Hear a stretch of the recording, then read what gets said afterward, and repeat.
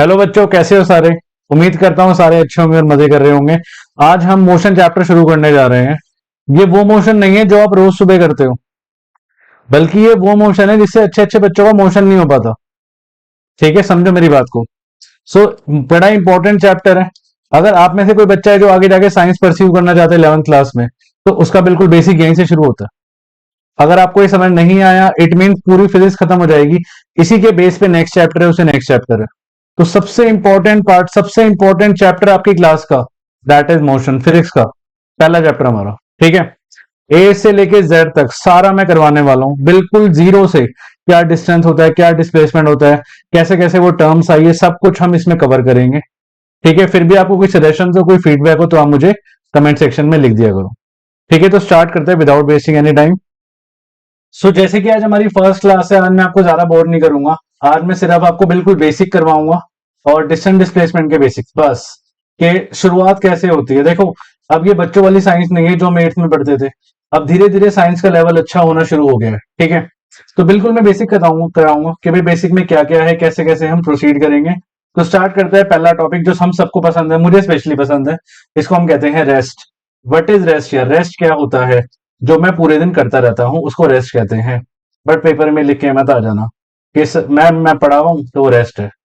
Ma'am मैं पढ़ गया, रेस्ट है। ठीक है, it is not rest. Rest किसे कहते हैं हम? अब मान लो, चलो पढ़ने से एग्जांपल ले लेते हैं।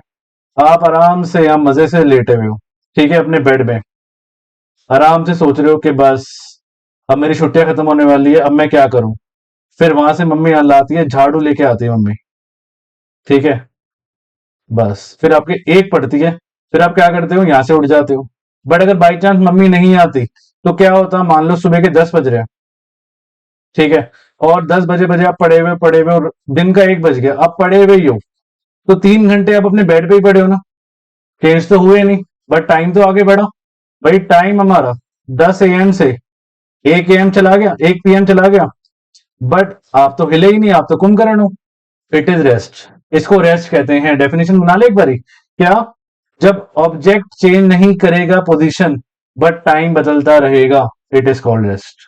ठीक है, when when object when object do not change its position, जब ऑब्जेक्ट अपनी पोजीशन चेंज नहीं करेगा। When object do not change its position, जब अपनी पोजीशन को वो नहीं बदलेगा विद रिस्पेक्ट टू टाइम। मतलब देखो, टाइम को तो वो रोक नहीं सकता ना, टाइम को तो वो क्या कोई भी नहीं रोक सकता। बट अगर वो अपनी पोजीशन नहीं बदलेगा, मान लो अभी एग्जांपल ले लो अपना। आप अभी यहाँ बैठे हुए हो कंप्यूटर के सामने, फोन के सामने, मैं बोलूं 10 घंटे बाद भी आप यहीं बैठे हुए हो, तो आप क्या हो? रेस्ट पर हो। क्यों? क्योंकि टाइम बढ़े जा रहा है, बट आप अपनी पोजीशन चेंज नहीं कर रहे हो सकता है बाद में कर लो, बट वो टाइम फ्रेम में आपकी पोजीशन सेम रहेगी, तो it is called rest. When object do not change is position with respect to time, इसको हम रेस्ट कहते हैं। सबसे बेस्ट एग्जांपल आपके सामने कुंभकर्ण है ना। हम में से कई बच्चों का तो नाम भी मम्मी यहाँ पर रख देते कि बेटा कुंभकर्ण पैदा हुआ है। तो कुंभकर्ण पता है आपको 6 महीने सोता था, 6 महीने, जस्ट इमेजिन। हम तो यहाँ पे भाई को 6 घंटे के बाद ही बस हम थक जाते हैं कि बस और नहीं सोना। बट लेकिन मैं सो सकता हूँ, हाँ मैं 10-12 घंटे सो सकता हूँ। बट कुंभकर्ण सोचो 6 महीने, 6 मंथ्स सोता रहता था। 6 महीने बाद एक बार उठता था वो। एनीवेज, पता नहीं वॉशरूम कैसे जाता होगा। अच्छा यहाँ देखो, क्या मजे से रेस्ट पर है, देखा। ये आपको देख के अपने हॉलीडेज याद आ गए होंगे और आप इनको मिस भी करना शुरू हो गए होंगे मेरे ख्याल से। अच्छा नेक्स्ट ये देखो, सबसे बेस्ट।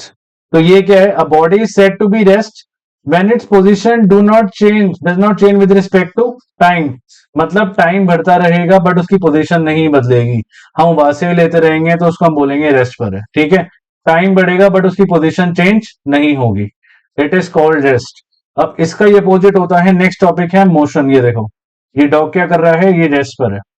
मतलब टाइम बढ़ता रहेगा, ये 4 घंटे हो गए यहीं पे पड़े रहेंगे, it is called rest. Next is motion. Motion क्या होता है? अब अगर वो टाइम के साथ पोजीशन नहीं बदलेगा तो मैं रेस्ट बोलूंगा, बट अगर वो टाइम के साथ पोजीशन बदलेगा तो मैं क्या बोलूंगा? It is motion. क्या? When when object changes its position with respect to time, जब वो टाइम के साथ अपनी पोजीशन को बदल देगा। ठीक है, मान लो अभी आप यहां बैठे हो, अभी आप यहां वही ले लेते हैं एग्जांपल, वही वाला। सुबह के 10 बज रहे हैं, आप अभी तक उठे नहीं, आप पड़े हुए हो।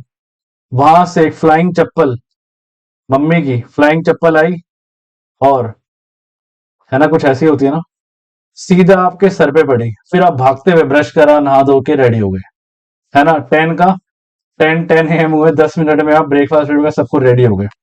It is set to be motion, मतलब जब ऑब्जेक्ट अपनी पोजीशन को बदलेगा, फिर आप बेड पे तो पड़े ही नहीं रहोगे, with respect to time, it is set to be motion, इसको हम मोशन कहते हैं।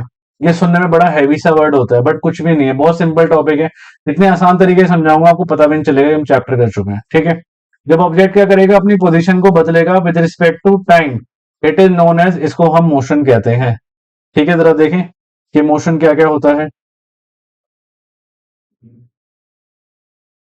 ये देखो, जैसे ये a body set to be in motion when its position changes with respect to, जब वो अपनी पोजीशन को बदल देगा टाइम के साथ साथ, इसको मैं बोलूंगा क्या है वो मोशन। जैसे बॉल ले लो, बॉल मूव करे जा रही है ना, अपनी पोजीशन बदले जा रही है टाइम के साथ साथ। और सबसे बेस्ट एग्जांपल, जैसे ही आपके स्कूल की बेल बजती है, तो सबका यही हाल होता है कि बस भागो, घर भागो। सब किस में आ जाते हैं, मोशन में आ जाते हैं ना, नहीं तो आप पूरे 8 के 8 पीरियड एक ही जगह पे फिक्स होके पड़े रहते हो, ठीक है। तो it is set to be motion, इसको हम मोशन कहते हैं, ठीक है। आगे चलें, कुछ 3 4 टर्म्स हो रहे हैं।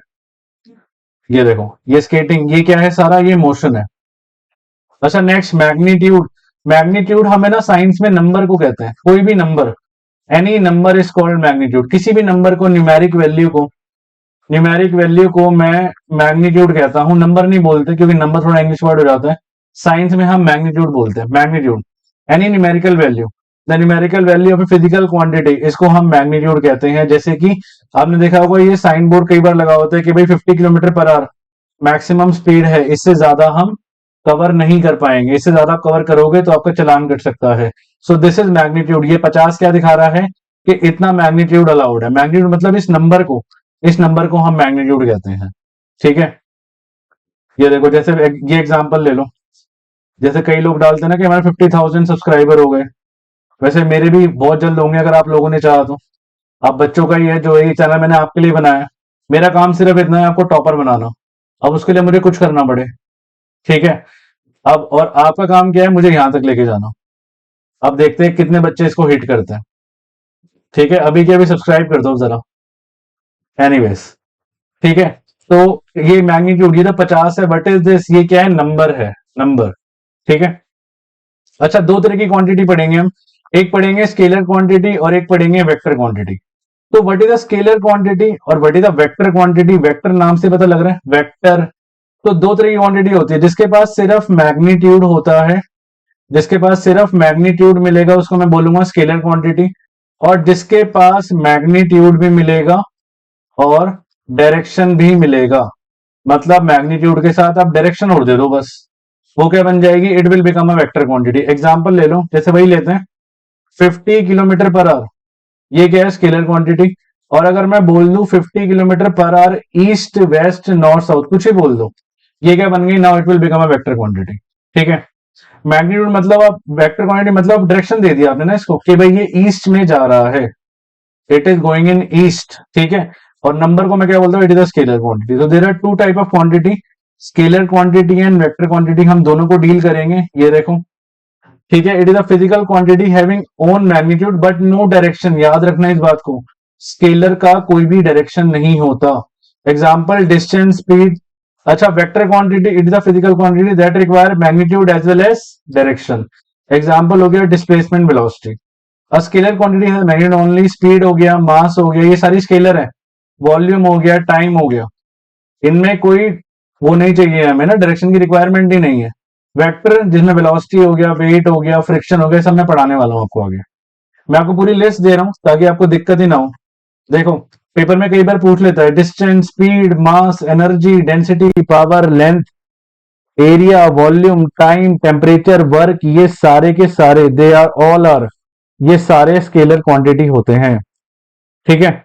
Vector quantity displacement, velocity, weight, acceleration, force, impulse, pressure, momentum, gravity, drag, ये सारे वेक्टर क्वांटिटी होती हैं। मतलब इनको मैग्नीट्यूड भी चाहिए और डायरेक्शन भी चाहिए।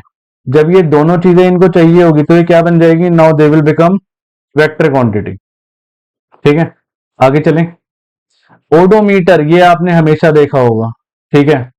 ऑलवेज आपने किसी स्कूटी में लगा होता है, ये जो डिस्टेंस बताता है स्कूटी में, बाइक में, कार में, सब में मिलता है ये ओडोमीटर। एक ऐसा डिवाइस जो आपको बताएगा कि आप कितना डिस्टेंस चल गए। डिवाइस डिस्टेंस ट्रैवल जो मेजर करता है, ठीक है, जो डिस्टेंस ट्रैवल को मेजर करेगा कितना डिस्टेंस चले। हम पता लगाते हैं ना, कई बार मान लो आपको अपने घर से सीपी का डिस्टेंस पता लगाना हो, कनॉट प्लेस का, तो कई बच्चे शुरू करते हैं कि अच्छा अब ये जो ओडोमीटर है वो दिखा रहा है 3240 पे। अब जब हम वहां जाके रुके सीपी तो वो दिखा रहा है 3250। इसका मतलब मेरे घर से सीपी कितना दूर है, 10 किलोमीटर दूर है ना। ऐसे हम मेजर कर सकते हैं आराम से। ओडोमीटर क्या होता है, एक तरह का ऐसा डिवाइस होता है जो हमें क्या बताता है, डिस्टेंस ट्रैवल। ये देखो ये रहा, automobile are fitted with a device that shows the distance travel. Such device is known as, इसको हम ओडोमीटर कहते हैं। जैसे कि ये रहा, ये देखो 37,289, और ये तो मीटर दिखा रहा होता है, ये मीटर का होता है और ये किलोमीटर लग रहा होता है। देखो आजकल डिजिटल भी आया है, ये देखो एन टॉर्क का जमाना है। एन टॉर्क लेके बच्चे यहाँ से वहां घूम रहे होते हैं, डिजिटल मीटर कहते हैं इसको। आपको ज्यादा पता होगा अच्छे से, ठीक है। अच्छा नेक्स्ट, स्पीडोमीटर। स्पीडोमीटर नाम से पता लग रहा है, स्पीड मतलब जो स्पीड बताएगा, मीटर मतलब जो मेजर करेगा। तो ऐसे भी तो डिवाइस होते हैं जो स्पीड बताते हैं, हमें पता लग जाता है कि कौन कितना डिस्टेंस और कितना किस स्पीड से चल रहा है ना। किलोमीटर पर आवर में दिखाता है स्पीड जनरली। तो ये रहा speedometer. Automobile are fitted with a device, जो क्या दिखाएगा उसमें कि वो कितना स्पीड से चल रहा है। Shows the speed, such a device is known as speedometer. ये देखो इस टाइम पे देखो कितना है, ये 50 पे चला रहा है। ये देखो 88 किलोमीटर पर आवर है ना, एन टॉर्क होगी इसके पास पक्का, क्योंकि वही वो है ना जो ज्यादातर लोग होते हैं, मतलब स्पेशली बच्चे बोलूं मैं, वो इनको इसी का शौक होता है एन टॉप का ही। एनीवेज आगे चलें। सो दिस इज स्पीडोमीटर, जो क्या, एक ऐसा डिवाइस जो क्या बताता है, स्पीड बताता है। रेफरेंस पॉइंट है। अच्छा रेफरेंस पॉइंट, एक ऐसा पॉइंट जहां से मैं मोशन की शुरुआत करूंगा। मतलब आप मान लो, जब भी आप मान लो सीपी जाना है आपने, वही एग्जाम्पल कनॉट प्लेस। आप अपने घर से निकले तो आप जो स्टार्ट कर रहे हो मोशन की शुरुआत, वो अपने घर से कर रहे हो ना। It is called reference point. अच्छा हर किसी के लिए रेफरेंस पॉइंट अलग अलग हो सकता है। मान लो आप अपने घर पे नहीं हो, पहले आपने अपने फ्रेंड के यहाँ पे थोड़ा रुकना हो आधा घंटा, उसके बाद सीपी जाना हो, तो आप यहाँ से भी स्टार्ट कर सकते हो। यहाँ से सोचो कि यहाँ से मैं शुरू कर रहा हूँ, अब यहाँ से 7 किलोमीटर है। तो रेफरेंस पॉइंट हर जगह से अलग अलग होता है। जरूरी तो नहीं है कि जो आपके घर का डिस्टेंस है सीपी से वही मेरे घर का डिस्टेंस होगा, है ना। मान लो अगर मैं यहाँ बैठा हूँ तो हो सकता है मेरे घर से 5 किलोमीटर ही हो। तो हर किसी का रेफरेंस पॉइंट क्या होता है, अपने अकॉर्डिंग चेंज होता रहता है। तो रेफरेंस पॉइंट एक ऐसा पॉइंट होता है जहां पे क्या होता है, जहां से मोशन जस्ट स्टार्ट होता है। A reference point is a place or object used for comparison to determine if something is in motion, an object is in motion if it changes position relative to a reference point। कि वो उससे पता लगता है ना motion में। मान लो अपने घर पे हो, ये आपका रेफरेंस पॉइंट है, आप 2 घंटे बाद भी अपने घर पे ही थे, तो आपका तो चेंज ही नहीं हुआ ना पोजीशन। कैसे पता लगा मुझे, क्योंकि पहले भी आपका रेफरेंस पॉइंट यही था और अब भी आपका रेफरेंस पॉइंट यही है। तो भाई से मुझे पता लग गया कि आप किस पर हो, यू आर एट रेस्ट। तो रेफरेंस पॉइंट का काम ही यही होता है, क्या पता लगाना कि आप रेस्ट पर हो या फिर आप मोशन में हो। अगर मान लो आप अपने घर पे थे और 2 घंटे बाद आप सीपी पहुंच गए, तो आपका रेफरेंस पॉइंट ये था, बट आप मूव कर गए इसमें, इसका मतलब आप किस में आ गए, यू आर इन मोशन। तो रेफरेंस पॉइंट किस काम आता है, आपको मोशन का पता लगाने के लिए कि क्या आप एग्जैक्टली मूव कर रहे हो। ये देखो ये रहा, मान लो ये ट्री है, ट्री के अकॉर्डिंग इसने रेफरेंस, ट्री को रेफरेंस पॉइंट माना है इसने, है ना। ट्री को क्या माना है इसने, रेफरेंस पॉइंट माना है। अब वो डिस्टेंस पर person A, distance of person B. अब ऑब्वियसली जो बी है वो आगे है, क्यों आगे है, और ट्री यहाँ पर है। ट्री से अगर मैं ये देखूं, ये डिस्टेंस कम है, मान लेते हैं हम 3 मीटर, और यहाँ से यहाँ तक का डिस्टेंस कितना है, ये ज्यादा है, मान लेते हैं हम 5 मीटर। तो नेचुरल सी बात है जो बी पर्सन है वो आगे है। क्यों, मुझे कैसे पता लगा, क्योंकि मैंने पेड़ को क्या मान लिया, रेफरेंस पॉइंट। ठीक है, आप चाहो तो आप इसको भी मान सकते हो रेफरेंस पॉइंट इस इंसान को, तब भी वो जो बी इंसान है वो आगे ही मिलेगा आपको ऐसे, है ना। तो रेफरेंस पॉइंट हर किसी के लिए क्या होता है, अलग अलग हो सकता है। अब हम स्टार्ट करते हैं concept of distance and displacement. कुछ क्वेश्चंस करेंगे, पहले हम डिस्टेंस डिस्प्लेसमेंट के बारे में समझते हैं। हम बचपन से है ना इन दोनों वर्ड को सेम समझते आए हैं, but they both are different, दोनों के दोनों अलग होते हैं। आपको लगता है सेम है, but they are not same. Distance क्या होता है, it is the actual path covered, actual path covered from initial to final position, from starting to final position, final position से इसको हम कहते हैं एग्जैक्टली या टोटल, तो एक्चुअल या फिर मैं टोटल पाथ कवर्ड भी कह सकता हूं। अच्छा, डिस्प्लेसमेंट, डिस्प्लेस हो जाना। डिस्प्लेस होने का मतलब पता है क्या होता है? अपनी जगह से कितना वो हिल गया, हट गया, डिस्प्लेस हो गया। डिस्प्लेसमेंट वर्ड बना है डिस्प्लेस से। डिस्प्लेस का मतलब क्या होता है? अपनी ओरिजिनल पोजीशन से वो कितना आगे गया। तो it is the shortest path covered. ये क्या होता है? ये होता है आपका shortest path covered from initial to final position. Initial to final position मतलब, अगर आपको ये डेफिनेशन समझ नहीं आई, इतनी खतरनाक सी मुझे भी नहीं आई थी, मैं आपको इसका नॉर्मल लैंग्वेज एक वर्ड देता हूं आपको। इट इज कॉल्ड शॉर्टकट, है ना? शॉर्टकट कहते हैं इसको, जो आप लोग लेते भी हो पेपर के 2 दिन पहले पढ़ के। तो आपका तो फेवरेट वर्ड डिस्प्लेसमेंट होना चाहिए, नहीं? तो it is called shortcut. Shortcut कहते हैं इसको, शॉर्टकट होता है ये। क्या डिस्प्लेसमेंट को क्या कहते हैं? शॉर्टकट। अब आपके घर तक जाने का क्या एक ही कट है? बहुत सारे कट है ना? तो सबसे छोटा कट है, दैट इज डिस्प्लेसमेंट। अच्छा, एक बात और जो पहचानने वाली है वो ये है कि डिस्टेंस हमेशा डिस्प्लेसमेंट से बड़ा होगा या इक्वल होगा। मतलब ये होता है, इसका मीनिंग होता है ग्रेटर देन, और इसका मतलब होता है इक्वल टू। डिस्टेंस हमेशा डिस्प्लेसमेंट से या तो बड़ा होगा या इक्वल होगा।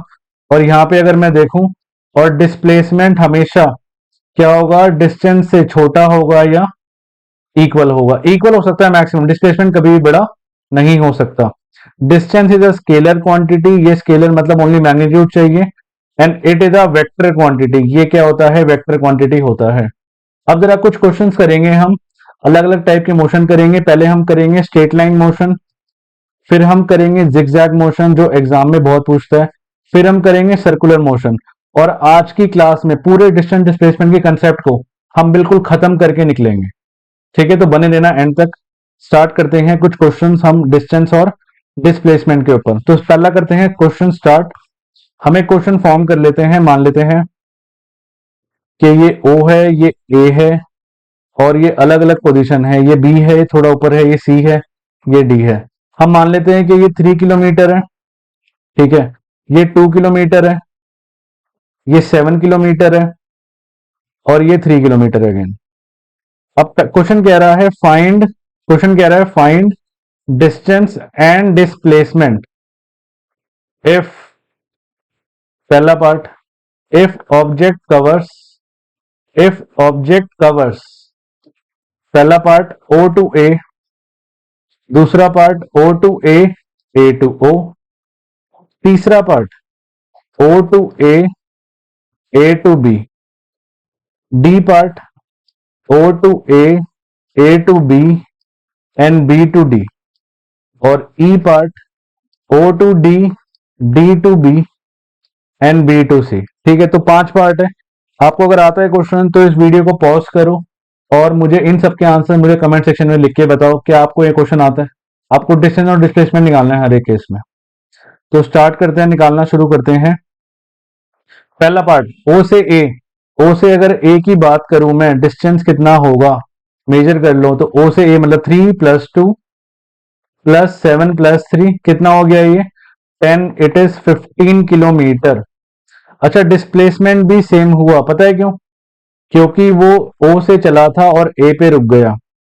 अच्छा, डिस्प्लेसमेंट कभी भी पाथ पे डिपेंड नहीं करता, वो सिर्फ किस पे डिपेंड करता है?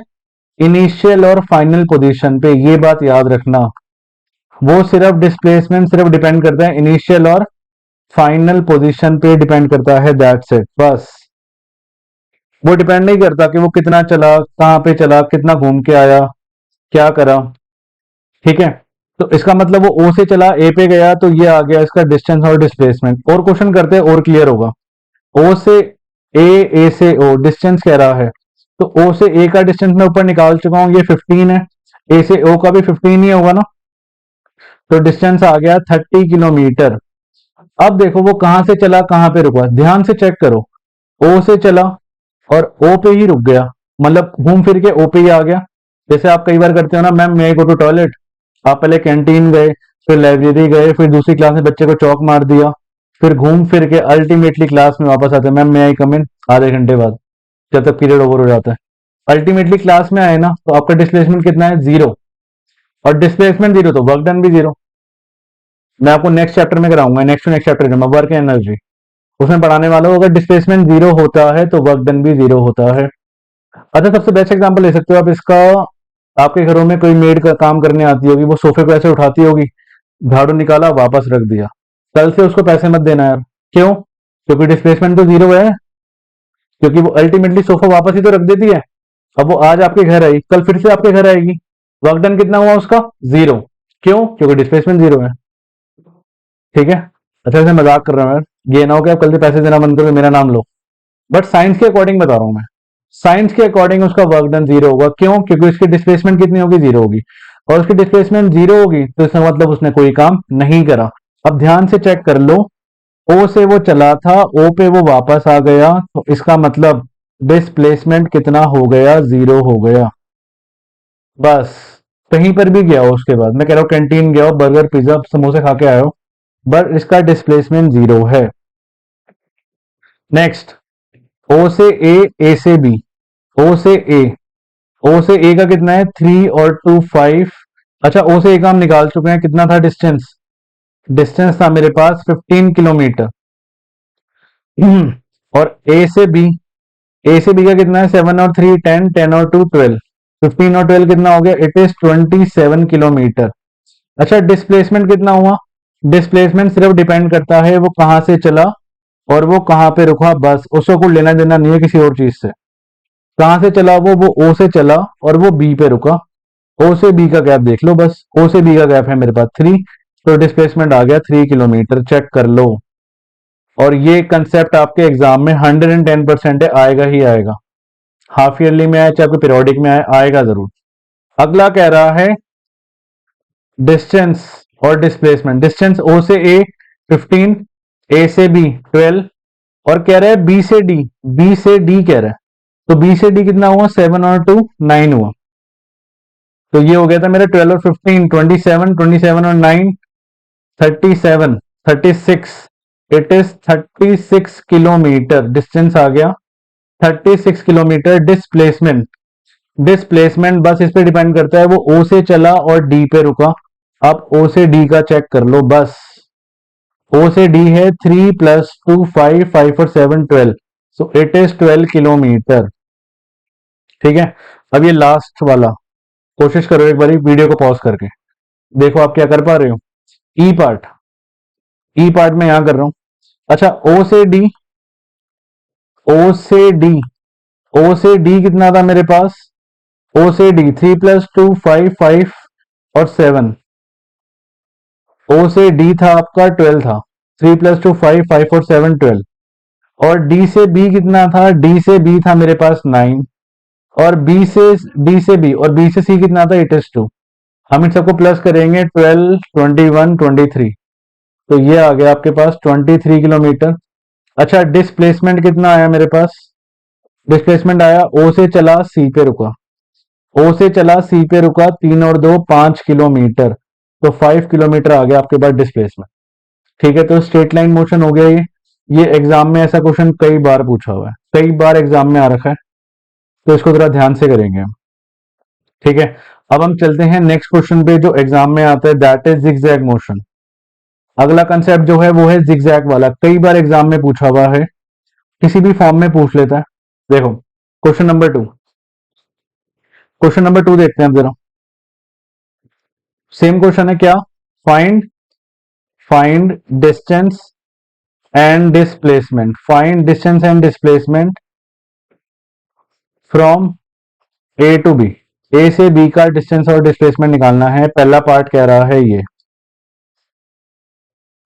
ए से बी।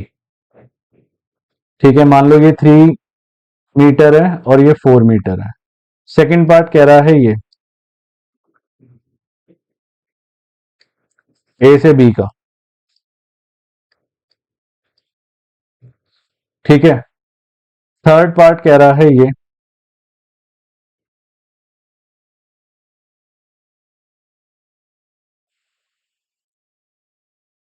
ठीक है। 3 6, 4 और 2 8, 5 और 3। तो ये 3 क्वेश्चन है। अगर आपको आते हैं तो वीडियो को पॉज करो और मुझे इसका आंसर कमेंट सेक्शन में लिख के दे दो, ठीक है। बाकी मैं सॉल्व कर देता हूँ। डिस्टेंस और डिस्प्लेसमेंट निकालना है। फर्स्ट पार्ट कह रहा है, तो अगर मैं फर्स्ट पार्ट की बात करूं, फर्स्ट पार्ट में डिस्टेंस निकालना बहुत सिंपल है। क्यों क्यों सिंपल है? क्योंकि 3 और 4 यार क्या है, 3 plus 4 7 meter is the answer. But displacement थोड़ा सा कंसेप्चुअल है। डिस्प्लेसमेंट कैसे निकालेंगे इसका हम? तो ए से बी का जाने का शॉर्टकट, डिस्प्लेसमेंट का मतलब शॉर्टकट, शॉर्टकट मतलब ये, इसको हम कहते हैं पाइथागोरस थ्योरम, ठीक है। अब जरा पाइथागोरस थ्योरम समझ लेते हैं क्या होता है। जब भी एक राइट एंगल ट्रायंगल गिवन होगा आपको, जब भी एक राइट एंगल ट्रायंगल गिवन होगा, तो 90 के सामने वाला हाइपोटेन्यूज होगा, ये परपेंडिकुलर होगा और ये बेस होगा। फॉर्मूला क्या बनेगा? हाइपोटेन्यूज का square is equal to perpendicular का स्क्वायर प्लस बेस का स्क्वायर। मतलब सबसे बड़ी साइड का स्क्वायर इज इक्वल टू दोनों साइड का स्क्वायर छोटी प्लस उन दोनों का सम, ठीक है। तो अगर मैं डिस्प्लेसमेंट निकालूं इसका फर्स्ट पार्ट का, तो ये होगा एच का स्क्वायर, मतलब ए बी का स्क्वायर हम कह सकते हैं। एच का स्क्वायर या ए बी का स्क्वायर इज इक्वल टू 3 का स्क्वायर प्लस 4 का स्क्वायर। ए बी का स्क्वायर आ गया मेरे पास 9 प्लस 16। ए बी का स्क्वायर आ गया मेरे पास 25। 25 किसका होता है? 5 का होता है। तो ए बी आ गया मेरे पास 5। तो 5 मीटर डिस्प्लेसमेंट आ गया। सो डिस्प्लेसमेंट आ गया मेरे पास कितना? इट इज 5 मीटर, ठीक है। तो ये हमारे पास डिस्प्लेसमेंट आ गया। अब देखो थोड़े से जिगजैग वाले क्वेश्चन है, ये करते हैं अब जरा जिगजैग वाले। मैं इसको जरा इरेज करता हूँ फर्स्ट पार्ट को ना, तभी हम कर पाएंगे, क्योंकि मेरे पास थोड़ी स्पेस नहीं है यहाँ पे। इसको जरा मैं इरेज करता हूँ, ठीक है।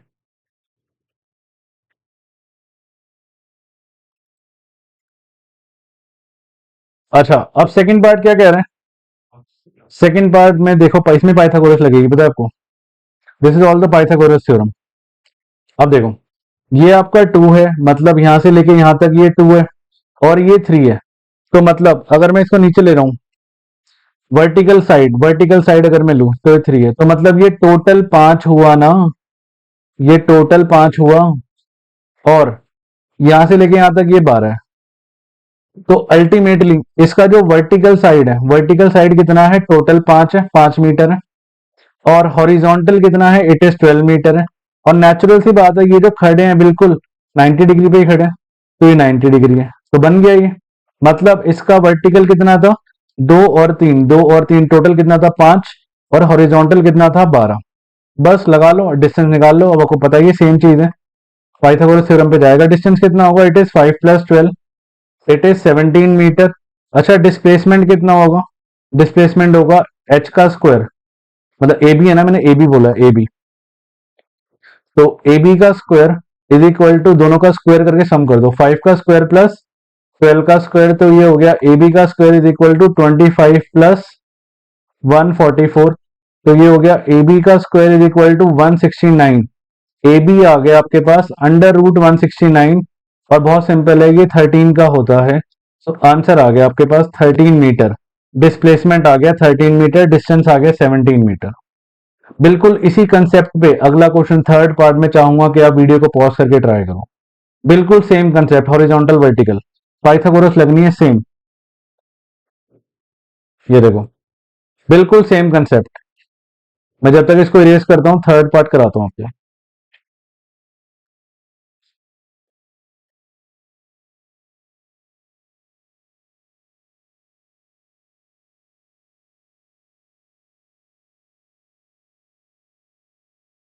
ये देखो, अब अगर हम थर्ड पार्ट में ध्यान से देखें, इसका वर्टिकल कितना है? ये है 5। और ये कितना वर्टिकल है? ये है 3। तो अगर मैं टोटल वर्टिकल डिस्टेंस लूँ, ये होगा 8। हॉरिजॉन्टल चेक करो, हॉरिजॉन्टल, हॉरिजॉन्टल ये है 4, क्योंकि ये 4 है ना, ये 4 है, और ये 2 है, तो ये 2 है। तो मतलब अगर मैं टोटल लूं तो पूरा 6 होगा। तो मैं एक राइट एंगल ट्रायंगल बना देता हूँ इसकी जगह। यहां लिखूंगा 8 और यहां लिखूंगा 6, 8 एंड 6, और ये 90 डिग्री। अगेन ए से बी का निकालना है, ए से बी का, क्योंकि ए से बी का लिया है मैंने। तो ये होगा ए बी का स्क्वायर इज इक्वल टू 8 का स्क्वायर प्लस 6 का स्क्वायर। 8 का स्क्वायर होता है आपके पास 64, 8 का स्क्वायर इज 64, है ना। और 6 का स्क्वायर इज 36। अगेन आपका वो आ जाएगा डिस्प्लेसमेंट, ए बी का स्क्वायर आएगा 100।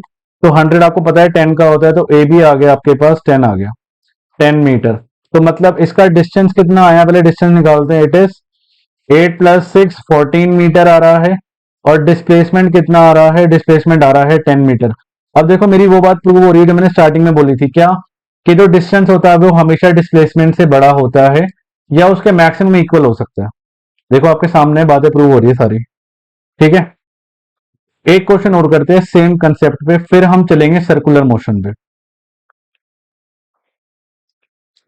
ये देखो क्वेश्चन कह रहा है भाई, find find distance and displacement. हमें क्या निकालना है, हमें डिस्टेंस एंड डिस्प्लेसमेंट निकालना है।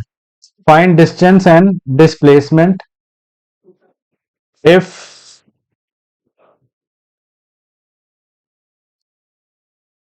पहले हम एक जिगजैग का और कर लेते हैं क्वेश्चन ना, उसके बाद हम सर्कुलर पे चलेंगे, क्योंकि एक जिगजैग का एक क्वेश्चन हो रहा है जो मुझे और कॉम्प्लेक्स याद आ रहा है।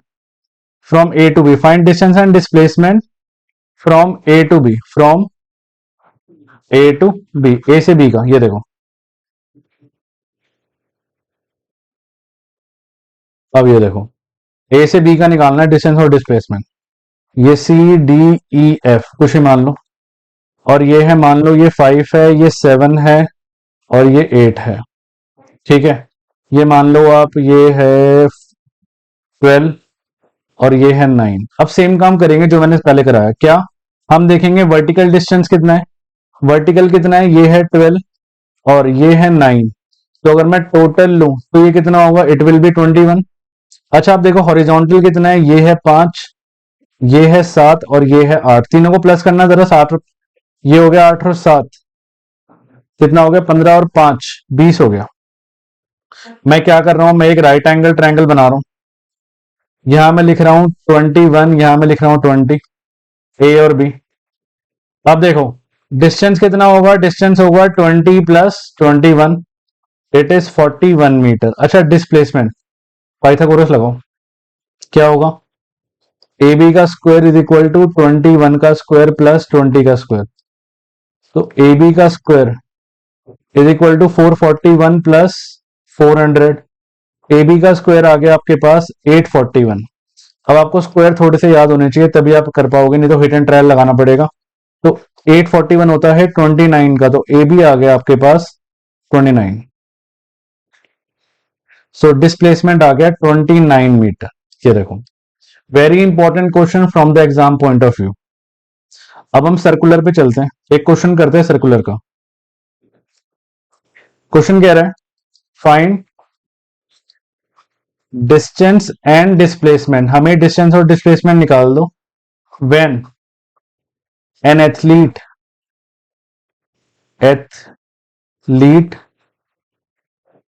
Covers a circular track.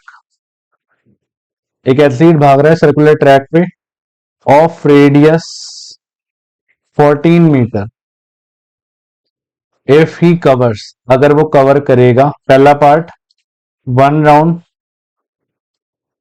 दूसरा पार्ट हाफ राउंड,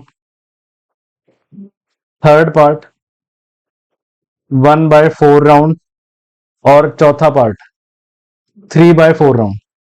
तो ये क्वेश्चन है, अगर आपको आता है तो वीडियो को पॉज करो और मुझे कमेंट सेक्शन में इसका आंसर दो कि क्या होगा। बाकी बाकी बच्चे आगे देखो क्या क्या करना है, हमने डिस्टेंस डिस्प्लेसमेंट निकालना है। मतलब एक सर्कुलर पाथ है जिसपे एथलीट भाग रहा है। अब मान लो ये सेंटर है ओ, इसका रेडियस है 14 मीटर। अब पहला पार्ट कह रहा है उसने पूरा एक सर्कल कवर किया, मतलब इसको हम सरकमफ्रेंस कहते हैं ना। और बचपन में सरकमफ्रेंस हम याद करते आए हैं, क्या होता है, डिस्टेंस कितना होता है इसका, इट इज 2πr। डिस्टेंस कितना होता है 2πr, तो 2 × 22/7। आर कितना है इसके पास 14, ये काटोगे 2 पे जाएगा, ये आएगा आपका 44, 88 मीटर आएगा आंसर। डिस्टेंस कितना आएगा 88 मीटर।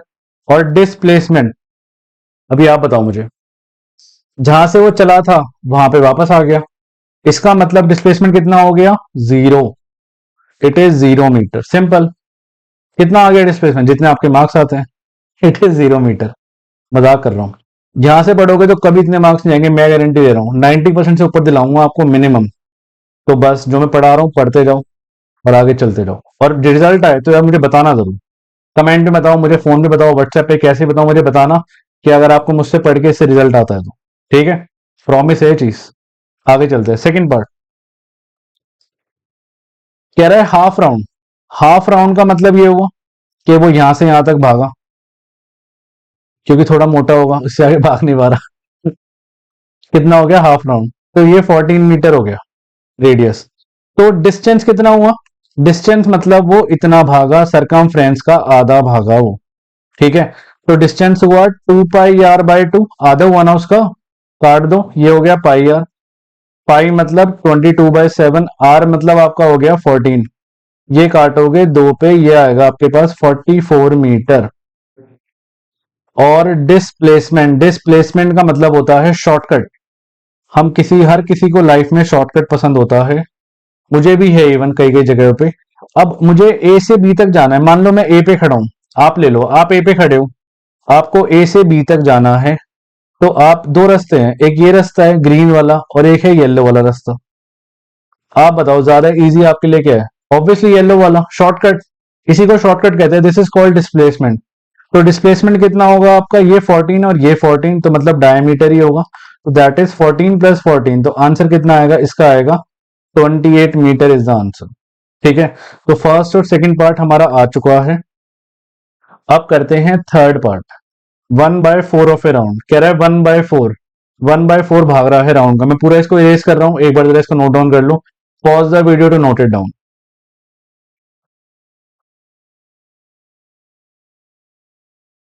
तो थर्ड पार्ट कह रहा है इसका 1/4 ऑफ ए राउंड, 1/4 राउंड। 1/4 का मतलब होता है ये देखो, मान लो ये ओ है, ये ए है, ये बी है, ये 14 है मीटर है और ये भी 14 मीटर ही ऑब्वियसली। तो डिस्टेंस कितना होगा, डिस्टेंस होगा 1/4 इंटू 2 पाई आर। पूरे सरकमफ्रेंस का 1/4 ही भाग रहा है ना, ये कटा दो पे, दो पे, तो ये आ गया पाई r/2। आर कितना है मेरे पास, 22/7, आर है मेरे पास 14/2, ये कटा टू पे, ये गया, ये आ गया 22 मीटर। तो डिस्टेंस तो बहुत सिंपल था निकालना। अब अगली बारी आती है डिस्प्लेसमेंट निकालने की। अब आप खुद सोचो, मुझे ए से बी तक जाना है, देयर आर टू वेज, एक आपको येलो में वे दिख रहा है और एक आपको ग्रीन में दिख रहा है। तो आप बताओ ज्यादा बेस्ट, सबसे बेस्ट शॉर्टकट क्या होगा? ऑब्वियसली यही तो होगा, ग्रीन वाला। तो इसी को डिस्प्लेसमेंट कहते हैं। अब इसमें पाइथागोरस थ्योरम लगानी पड़ेगी, क्योंकि देखो राइट एंगल ट्रायंगल बन रही है, ये बन रहा है right angle triangle, 14 meter, 14 meter और ये 90 डिग्री, ये ए और ये बी है ना। अब पाइथागोरस थ्योरम लगाओगे, सॉल्व करोगे, अल्टीमेटली आंसर हमारा 14√2 ही आएगा। ये एक छोटा सा शॉर्टकट है जो आपको पेपर में बहुत काम आने वाला है, इवन मैथ्स में भी काम आएगा आपके। देखो कैसे। अब डिस्प्लेसमेंट निकालना है आपको, तो हम क्या करेंगे, एच का square is equal to perpendicular का स्क्वायर प्लस बेस का स्क्वायर, मतलब ए बी का स्क्वायर इज इक्वल टू 14 का स्क्वायर प्लस 14 का स्क्वायर। तो ये हो गया 196 प्लस 196, आप इन दोनों को प्लस करोगे, 6 और 6 12 का 2 1, 19 का 9, 1 ऊपर 392। तो ए बी का स्क्वायर आप लिखोगे 392 और ए बी लिखोगे आप √392। फिर इसका क्या करोगे, प्राइम फैक्टराइजेशन करोगे, ऐसे कुछ है ना, रूट से बाहर ऐसे ही निकलता है, रूट से बाहर पेयर में निकलता है हमेशा, जो पेयर बन जाता है, 2 1 जा 2, ये आया 2 9 जा 18, 2 6 जा 12, 2 9 जा 18, 16, 2 8 जा 16, 2 49, 49 होता है 7 का, 7 7 और 7 1, ये पेयर बना, ये पेयर बना, पेयर बनते ही वो नंबर बाहर, एक नंबर एक बार लिखेंगे हम। ये 2 का पेयर बना था, 7 का पेयर बना था, फॉर एवर अलोन 2 रह गया, हमेशा ही अकेला रहने वाला है, तो आंसर आ गया 14√2। मैंने आपको यही तो बोला था 14√2 मीटर आएगा डिस्प्लेसमेंट, तो डिस्प्लेसमेंट आ गई 14√2। अब मैं आपको बड़ा सिंपल सा एक शॉर्टकट समझाने वाला हूँ।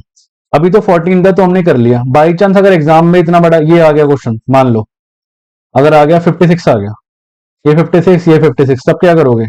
सही बताऊं, आप है ना बैठे रह जाओगे और पेपर निकल जाएगा, ये होने वाला है।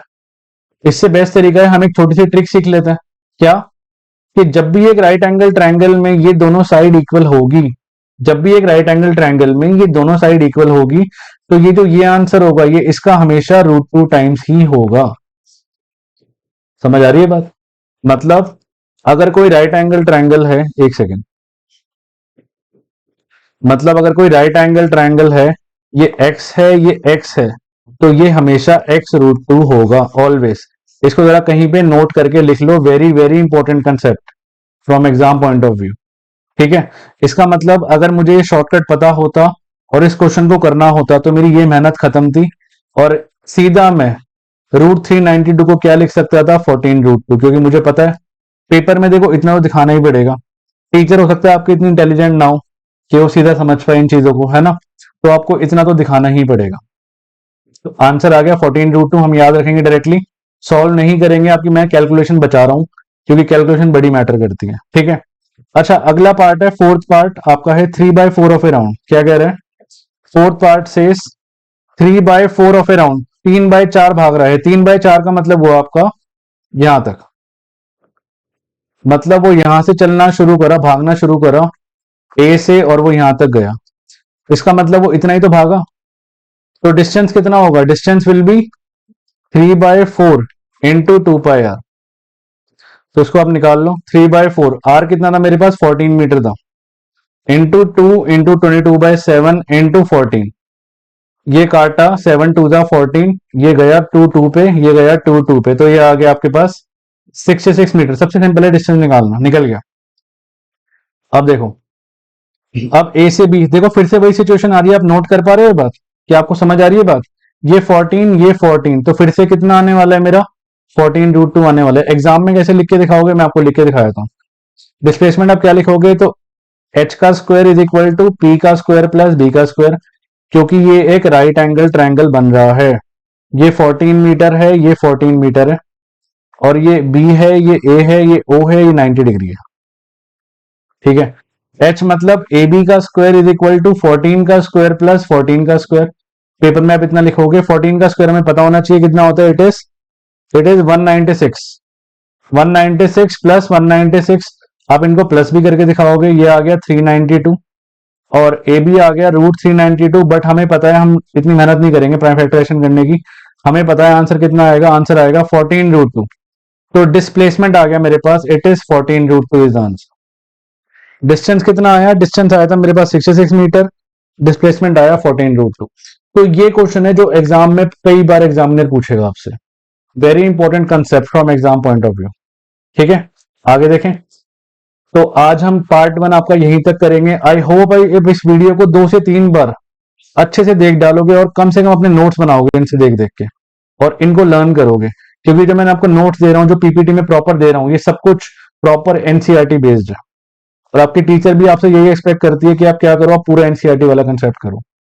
इसके अलावा अगर आपको फिर भी कोई डाउट आता है तो you can directly contact me on this number और ऑन कमेंट्स ऑब्वियसली। ठीक है, तो हम नेक्स्ट क्लास में मिलते हैं, इस कंसेप्ट को और आगे करते हैं। बाकी आप इस वीडियो को 2-3 बार जरूर देखना एक बार।